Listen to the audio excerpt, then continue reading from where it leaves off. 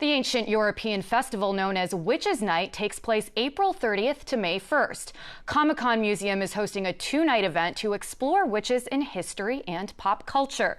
KPBS cinema junkie Beth Accomando is part of tonight's event and joins us now from Balboa Park. Beth?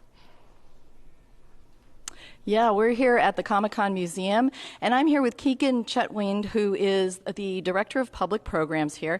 So Comic-Con Museum is not officially open, but you are staging events here on a regular basis. What's the importance of having events like this, celebrating Witches' Night and looking at it in history? Beth, these events are actually really helpful to us as a way to kind of test out the kinds of programs and things that we'll ultimately do at the Comic-Con Museum once it opens. And the opportunities that arise like this one allow us to kind of use pop culture as an interesting tool to connect people to education. So we're really excited to be able to kind of have this program detailing witches in pop culture tonight. And one of the people who are going to be helping us look at witches in pop culture is San Diego State University professor Elizabeth Pollard. And you are going to be tonight you're giving a lecture, tomorrow you're going to be screening The Witch and having a discussion. So what is this lecture going to look at in terms of witches in pop culture? What I hope to do with the lecture tonight is to talk about the deep, long historical roots of witchcraft in popular culture, going back to the Roman period, the 1st century CE, and tracing it over the last 2 millennia, ending up with the movie The Witch. Now, at San Diego State, you have an interesting piece of history that you get to work with and look at. This is a book from the 15th century, and Amanda Lanthorn is with the University Archives. So tell us a little bit about where this book comes from and what period of time it's from. Sure. So this is our early printing of the Malleus Maleficarum. It was printed in 1494 by Anton Koberger in Nuremberg, Germany. So the Malleus Maleficarum is one of the most infamous witch hunting treatises. So this is a book that people who were hunting witches or persecuting people who they thought were witches would use.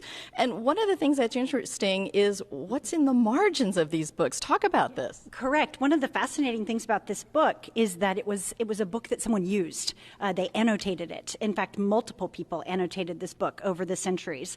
And so if you look at the text, you can see handwriting, and I got permission to touch it, handwriting here in the margins, as well as marking lines along the edges, pointing to important points.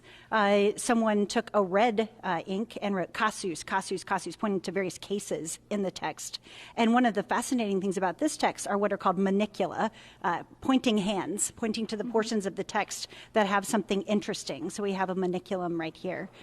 Speaking of the maniculum, it reminds me, this is an incunabulum, right, Amanda? Yes. Do you want to tell people what that is? Sure. So an incunable is an early printed book that dates between 1450 and 1501. I don't know why the 01, but it's 1450 and 1501. So it comes from the cradle of printing.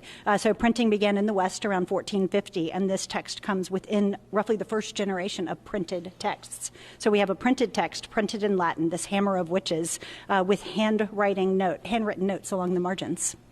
Great. So tonight is going to be the lecture, which is an illustrated lecture by Elizabeth Pollard looking at witches in pop culture through literature and historical documents and film. And tomorrow night we're going to continue this, and there's going to be a screening of The Witch.